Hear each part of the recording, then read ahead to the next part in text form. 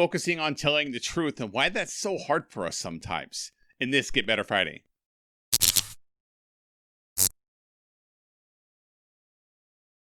It has been a while since I've made one of these, and I'm in a new space, and I'm in practicing being in that new space, and so I'm very happy with where I am right now. And I've taken a break from making these as I've shuffled around, and I've also taken a break because I'm just in a mode of listening. A few months ago, or a couple months ago, I lost my job. I was laid off. And in that time, I've looked for another job. I've landed another job, which I'm very, very thankful for. And I've also moved across the country. And so in this time, there's been a lot of disruption for me, but there's been a lot of disruption in the world. And so I've been very focused on just listening, just trying to listen to as much as what's happening, to as many different people and from as many different perspectives as possible. And before I really get into today's topic, that's what I want to ask you is I'd love to hear from you what you've been listening to.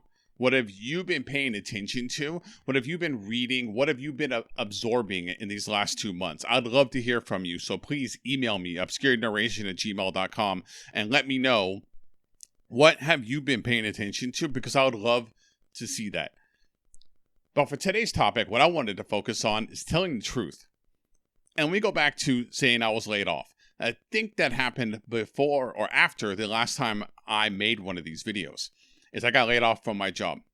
And at that time, I took it personal, which is the thing that you're not supposed to do. You're not supposed to take it personal.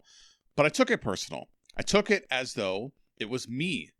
I was the problem, not the company, not the virus, not all the problems with the economy that are caused by that it was me. I was the one that was the problem. And if we reverse back in time, when I first got into marketing, I dealt with a lot of imposter syndrome. So when I got laid off, I came to the conclusion, based on that imposter syndrome too, as all that stuff came flooding back, that it was me, and that they finally caught on that I was a fraud. And it took me a while to parse through that and to come to terms with what it was about me and what it was about the economy and the job and the company and everything that was happening, what was best for me. It took me a while to go through that. But what I'm focused on today is about telling the truth. Because in that time, a lot of people asked me how I was doing. What was I doing? What was going on with me? How I was going to be able to get through it. And what they were really getting at, what most of them were really getting at, was that they wanted to help me. But in my shame, in my stubbornness, I continue to tell people I'm good, I'm prepared, I know what's happening, I prepared for this, I'm ready to go, which in reality, I did do some preparation at the beginning of the year because I was actually interested in changing jobs, and so I had done some preparation, but I used it as an excuse to not ask for help and not to tell people that I needed help. And it made me think about this quote, which is, what's the story I'm telling myself, and what's the story I'm telling other people? And really think about that gap. What is that gap that you're telling yourself versus what you're telling other people? I had a huge gap. I was finally caught as an imposter, a fraud, that I wasn't as good as what other people were telling me I was, that it was finally time that I caught up to me, but then outwardly telling people, I'm great at what I do. I love my job. I'm going to be able to land on my feet really fast, and I'll be able to just dance right through this. So why the gap? Why am I telling myself one thing, but telling other people a different thing? And that's where we get into danger a lot, especially as leaders, is that we outwardly project or say something while inwardly saying something else. And how important at that moment the truth is. How much your people need to hear the truth. What's happening in here? What is it that you're thinking about? What are you concerned about? What are you excited about? What are you waiting for? What do you feel like is a lost cause?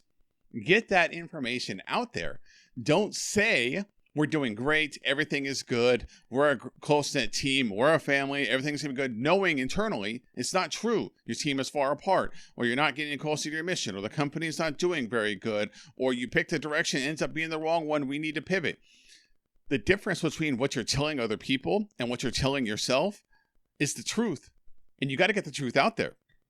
Now, sometimes we do it the opposite direction. Sometimes we come up with something in our head. We say we work on something really hard. We know that we did good work. We tell ourselves we did good work. We're proud of that. And then outwardly, we tell other people, oh, I just put this together really fast. Oh, I'm sorry I didn't have enough time to put in all the work into it. We self-deprecate. And I'm going to give an example of that. You put together a really good slide deck. You know you're good. It's good to go. It's as best as what you can do. And then you tell other people when you show up to the presentation, sorry, I didn't put as much work into it as I wanted to. Sorry if it doesn't make any sense.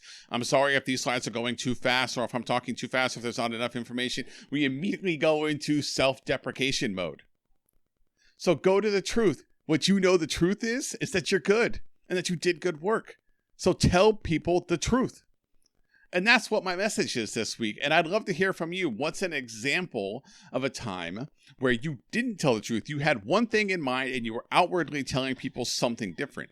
I would love to hear what that is. Email me, obscurednarration@gmail.com, or get me on Twitter @DomCorvo and let me know what one of those times were. What was something that you were doing something publicly, but privately it was something different?